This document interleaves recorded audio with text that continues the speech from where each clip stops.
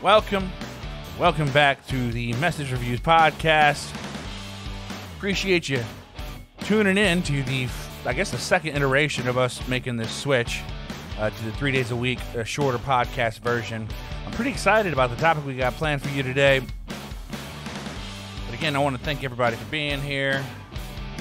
Thank you once again for being here. I got a busy week planned. I'll kind of just go over that real quick before we get on to today's topic. As you can see behind me, over here, I picked up a couple more copies, or a couple more of the Jupiter Legacy books. I've got Volume 2 and Volume 3. I'm still working on those, trying to figure out what the best way to make the next podcast of that is. I'm going to do something, some sort of comparison from the TV show to the comics, but I'm not exactly sure if I want to break that up into two, Volumes 1 and 2, and then Volumes 3 and 4. I have a feeling a lot of the things that happened in Volume 1 of the show we'll see somewhere in the comics. So I'm not exactly sure. I might do one episode. I might do two. We'll figure that out in the future. But again, like I said, I got a busy week planned. Thursday night, I am going to see Army of the Dead. And you might be wondering, for those of you that know what Army of the Dead is, how is he going to go see Army of the Dead? It doesn't come out till next Friday on Netflix. So this will be the first time this has happened, but a lot of theaters are picking it up a week early.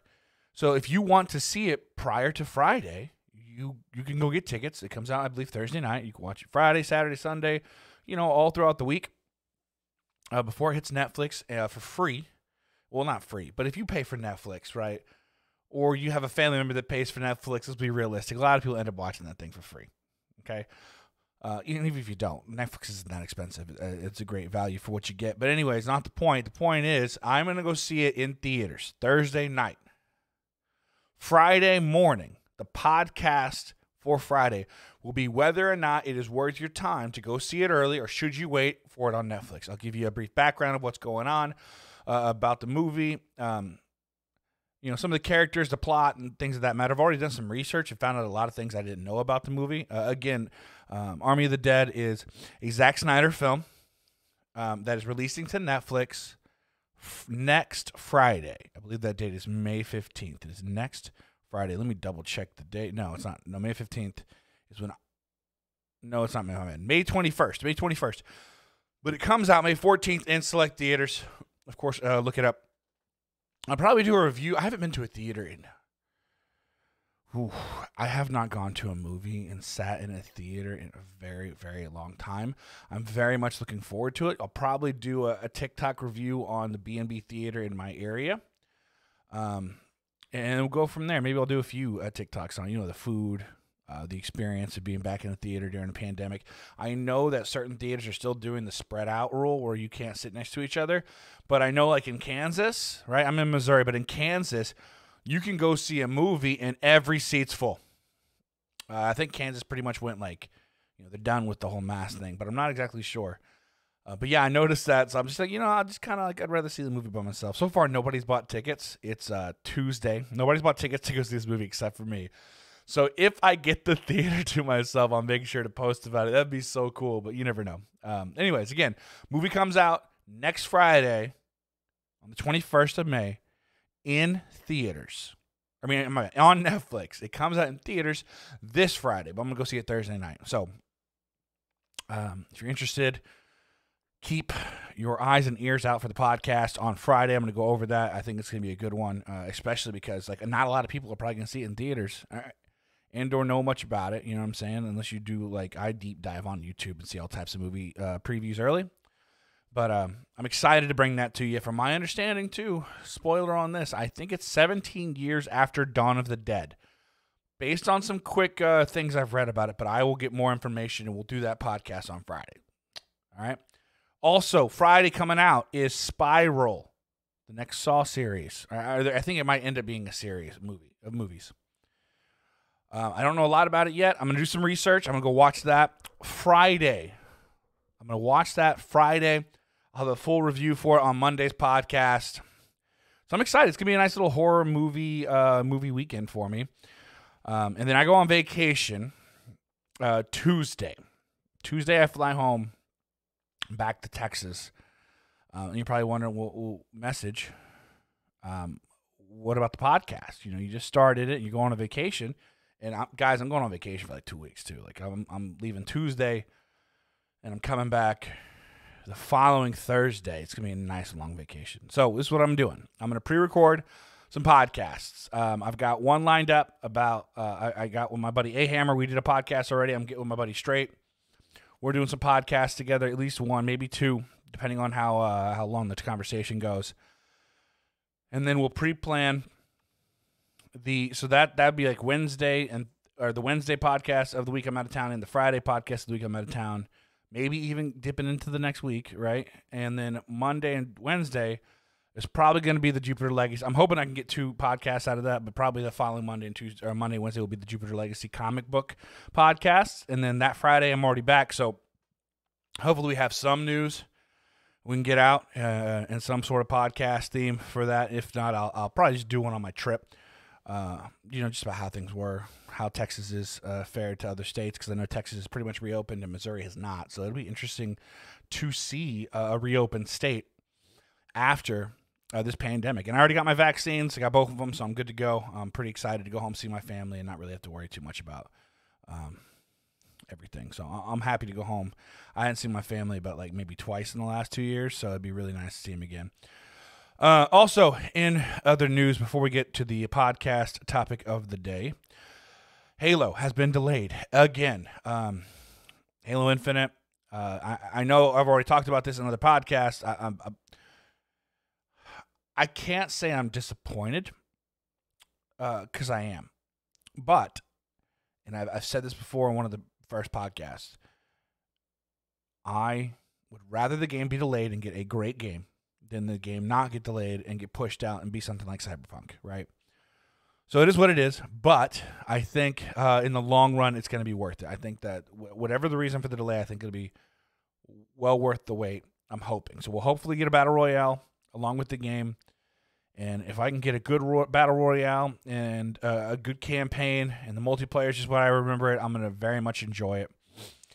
And we'll go from there. And if I have to wait, I have to wait. It is what it is. Also, the previews for Battlefield 6 or Battlefield or whatever they're going to call it have been delayed till probably June, according to EA.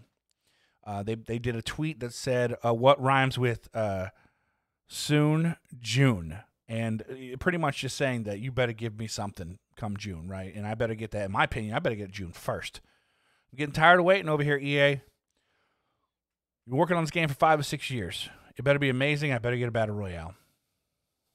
That's all I got to say. So we'll see. I'll get you some news on that as soon as I get the news. But we don't have it yet. We'll be waiting. So today's topic, controversial topic for gamers out there. Controversial topic. The topic is controller versus mouse and keyboard. Controller versus mouse and keyboard. I can already see and hear some blood boiling right now because I know how passionate controller players are. I know how passionate PC, mouse, and keyboard players are. And I'm pretty excited to talk about this topic. Should you be using a keyboard, right? Did a review on this one. This is 60%. In front of me, I got a 10 keyless. Should you be using a mouse and keyboard? Here's my mouse. Solid mouse, by the way. The AirX wireless SteelSeries. I love it. Or should you be using the controller? And last console I had was PS4. And not only should you be using the controller, I'm going to go into a little bit of depth. Should you be using paddles? So this is the PlayStation device that gives you 2 paddles. And this right here in this little middle part, it allows you to decide what buttons are what. It gives you 3 presets. And this isn't very expensive either. I think it's like $40 at the most. Allows you to preset any button you want. And then even more in depth, should you be using something like Control Freaks, right? There are so many mods for controllers these days and so many companies that you can go to get a modded controller. What's your opinion? What's not your opinion? I feel like I can give a valid opinion on both. And I'm going to give you my pros and cons to everything. And then I'm going to tell you what I think you should be doing. Because that's what we do here on the Message Reviews podcast. I review things and then I tell you what I think's best. And if you don't like it, I don't really care. Because it's my opinion. And that's why it's called the Message Reviews Podcast. It's not called so-and-so's podcast or this person's podcast. It's called the Message Reviews Podcast. And if you're watching, I greatly appreciate it. But I'm going to give you my personal opinion. If you don't like it, hey, it's my personal opinion. Do you? But I'm just going to give you what I think you should be doing. All right, so let's start with controller. I played controller for, 30 years? Something like that. Long time. I've always been a PlayStation guy.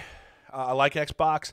I would say when it comes to pro controllers, modded controllers, whatever you want to say it, I think Xbox did a great job by making the Xbox Elite controller. I've used it before. It is phenomenal. It's got 4 paddles, 2 on each side, totally customizable. And the fact that Microsoft made it, I think, is what makes it best. Now, and I like the size of them. They're bigger. Like, I got big hands, man. You know, the PlayStation controllers are kind of small. Like, if you look here, check this out. Like, my hands kind of like, they make this thing seem small, right? But anyways, controllers, first things first. If you're not using paddles and you're not playing crawl, what's it called? I don't even know what it's called. Claw, right? I don't get. My boy Straight, from my understanding, uses a regular controller, no paddles. I don't see how you do it, man. Like, the games these days, I feel like you need the advantages, right? Not having to remove your thumbs from the thumbsticks, I think, is very, very important. It's going to give you that edge that you need and or want when it comes to playing any game, especially any first-person shooter game, any battle royale. You need every advantage you possibly can have. So, if you're not playing claw and you're not using paddles, I greatly recommend that you switch it up. If you are still on PS4, right, go get this, all right? They're not expensive. They're less than $50, I believe. This one thing will change the way you play. I promise. So what I typically do, it depends on the game, but I'm going to use Call of Duty first, what I did with Call of Duty. So first thing I did was the left paddle is jump, right? The right paddle was slide or crouch. You use both, right? Because those movements you're doing all the time when you're playing, right? So if you're able to just, think about this, right? If you're playing and I don't got to do, and I want to be able to aim and jump, I don't have to do that. Like, look at that. I can just go like this. Like that. And I can jump and turn, right? Jump, turn. Instead of going, like that half a second. Same thing with slide, right? Slide. No. Slide right here. Turn. Use paddles, okay? Please. You want to get better on controller, use paddles. First things first. Second thing, control freaks. It's not for everybody, right? Getting an extension to your paddle or to your thumbstick is not for everybody. I recommend it if you got big hands. I like to do it just on by aiming thumb. I feel like it's a little more precision. You get a little more precision when you're doing your aiming. I don't really need it for the movement stick. The movement stick's basic, right? But I just really feel like there's a difference in just like being able to turn, just tweak, come over with aim just a little bit. I recommend Control Freaks. They're very inexpensive. They got different sizes. This is a bigger size right here where the extension is. Some of them they have just right up against this. So it's just like a little bit of an ad. And then this is a concaved one. They have the round ones as well. So whatever fits your fancy, I recommend them though. Control Freaks are great. If you can afford a modded controller, a Scuff, a Battle Beaver, the Astro controller they just came out with. Do you? I don't think it's necessary. I think those controllers are way overpriced in my personal opinion. I'm not a big fan of the paddle placement for Scuff, right? I've looked into both. I used a Nacon, I think, once. I used that for a little bit. I like the button placement. From my understanding, I don't know if it's Battle Beaver or Control and Evil controllers. Some of these controllers, they get so precise now to where you can pick where the buttons go on the controller. And I think the more customization you could possibly do is going to best fit you in your hands and the way they change the buttons up and, things like the stoppers for like the trigger stoppers right here. So like me having to go all the way down versus like they can make it so like that's how far you go down, right? They can make these buttons not just soft push, but like actuated, so it sounds more like a click of a mouse than it does a controller. But those get expensive. We're talking $200-$300 sometimes for a controller, and I beat the hell out of controllers. So that's honestly one of the main reasons I switched to mouse and keyboard was because of how many controllers I was going through. Because the dead zone, I would screw those things up to where they, you get a little bit of lean all the time. So I'm just like, nope, not for me. I'm going to test something else out, which is why I finally made the switch to mouse and keyboard. I don't know what made me, but I was talking to my brother one day, and I was like, hey, we should try a mouse and keyboard. We got time with this pandemic going on. Why not? I had already made the switch from Fortnite to Call of Duty at that point, and I think I attempted the other day just for shits and giggles to play Fortnite on mouse and keyboard. I can't do it, man. I just can't. I got to use a controller if I'm playing because I can't build. The gap on how to play that game is so it's so crazy. But anyways, that's not the point. Not the point. Back to mouse and keyboard. So I started with the regular size keyboard. I have a Logitech. Then now I make my work keyboard because I just like the way it sounds when I'm working. I started with the Logitech, and then I moved to the Razer Mini Huntsman 60%. I did a couple of reviews on this thing. The 60% is really nice. It's really small. I put my special keycaps on it. I think leaving the white as the WSD was really nice for me personally. I mean, it sounds really. You can barely hear this thing.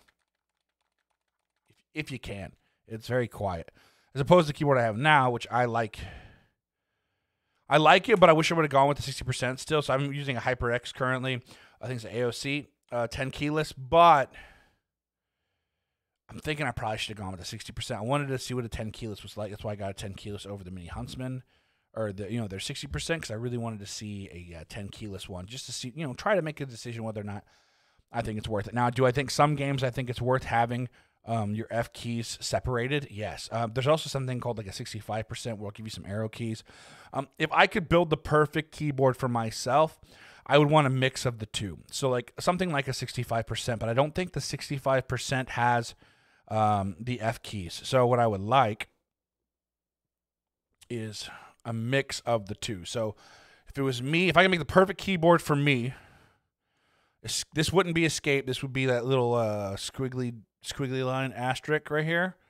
And then escape would be right here. And then I'd have all the F keys right above it. So was it 12 F keys? Let's see here.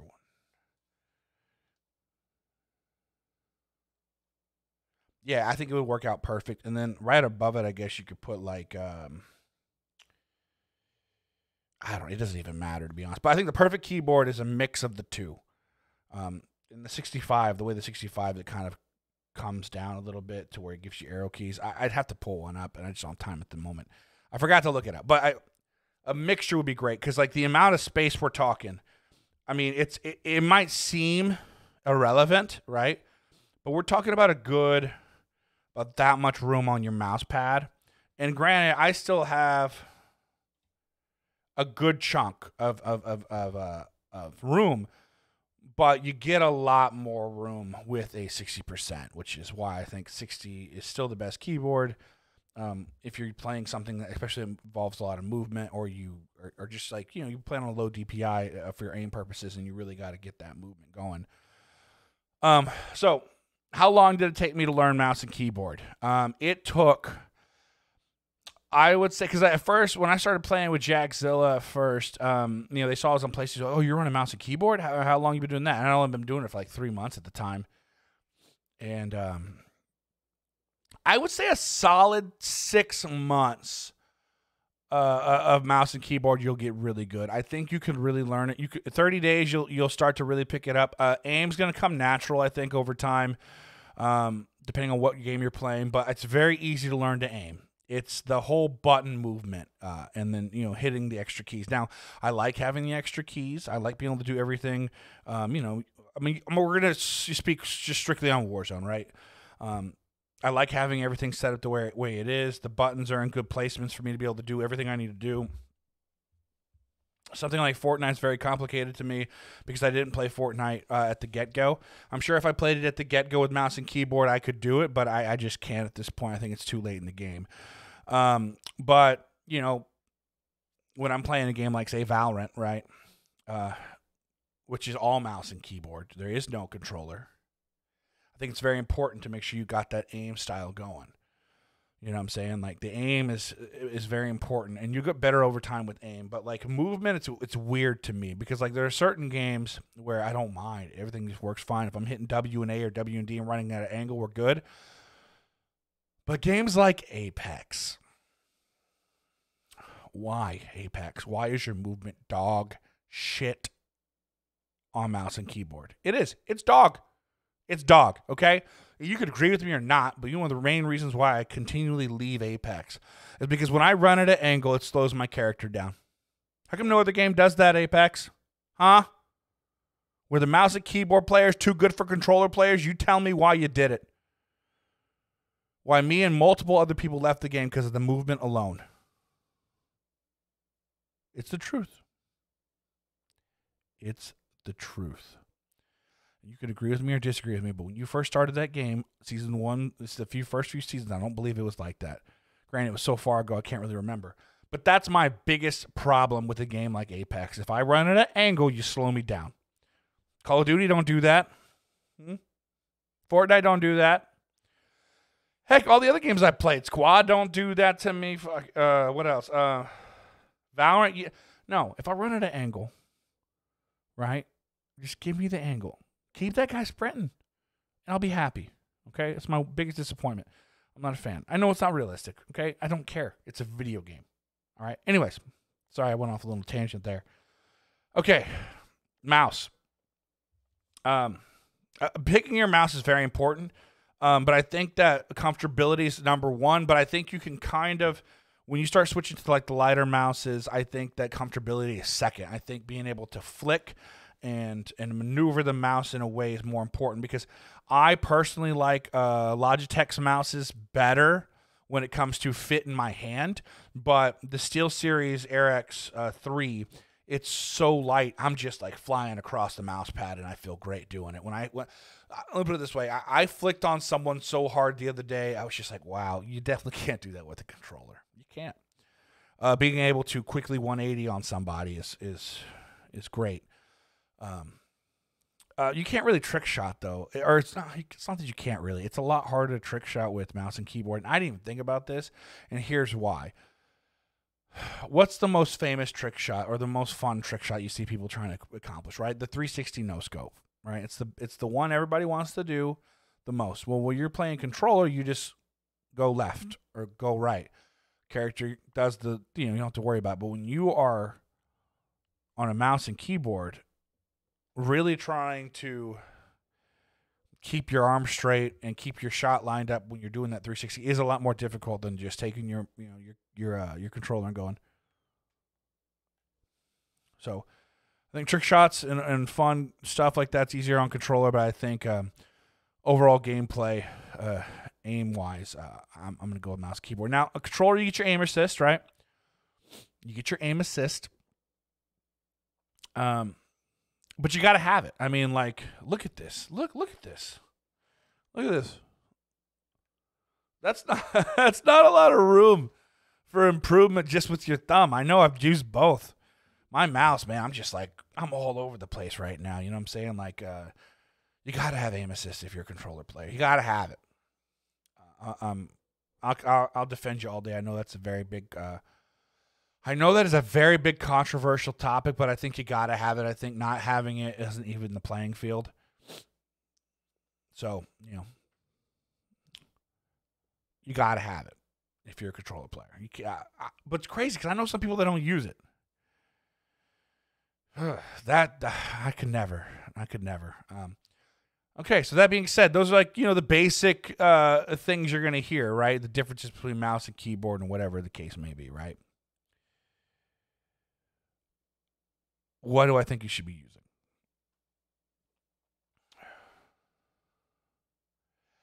I think it is never too late to switch to mouse and keyboard if you're a controller player.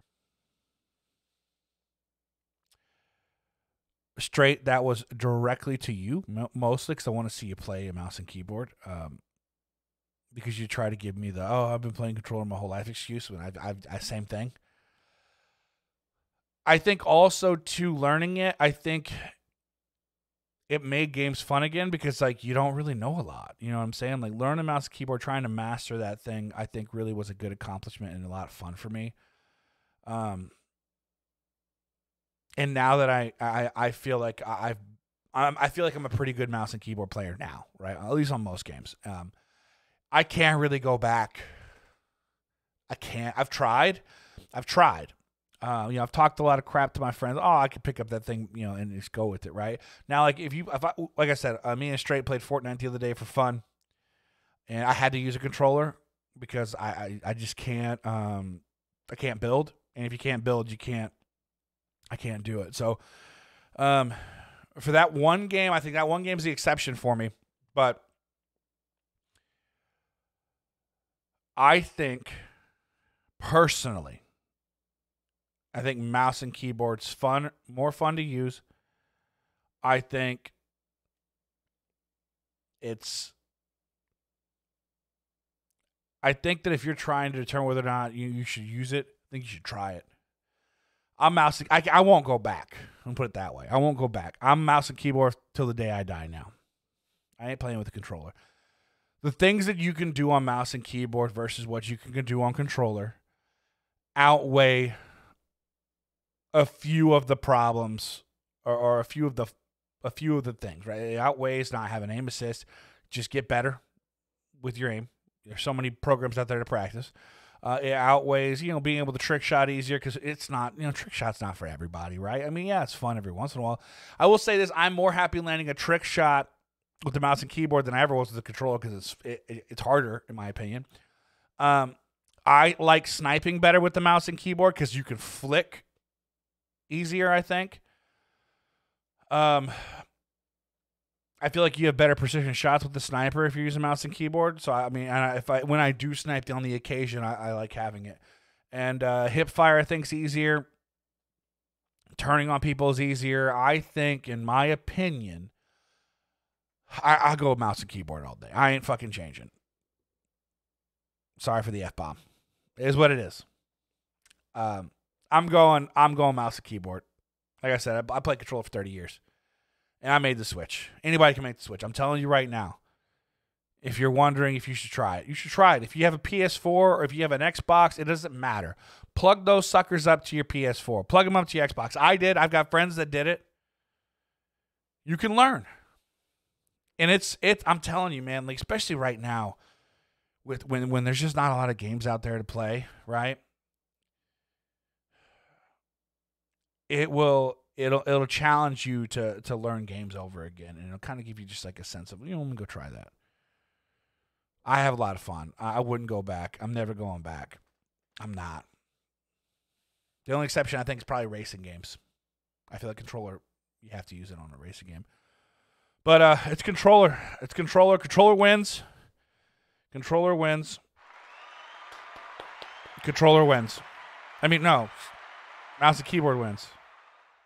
What did I say? Control. Oh, my God. I'm an idiot. Look, it's been a long day, okay? It's been a long day. Mouse and keyboard wins. It's better. Use it. I just scuffed the whole... I just scuffed this whole podcast at the end by contradicting what I said. Hey, look. You're going to make mistakes. All right? But mouse and keyboard is better. It's better. It's better. It's better. All right. That is the Message Reviews podcast for today. Appreciate you stopping by. Let me know in the comments, what do you prefer? Do you prefer controller? Do you prefer mouse and keyboard? If you prefer controller, let me know what type of controller you're using. Are you using a modded controller, paddles, using regular controller? I don't know why you are. If you are, not the point. Let me know what you're rocking, man. Let me know what you're rocking, okay? If you use a mouse and keyboard, what mouse, what keyboard? What brand you using? Huh? A lot of people are sucking for brands. Anyways, thank you for joining me today on the Message Reviews podcast. Again, mouse and keyboard is more fun, in my opinion. If I hurt your feelings, I'm not sorry. Have a great day.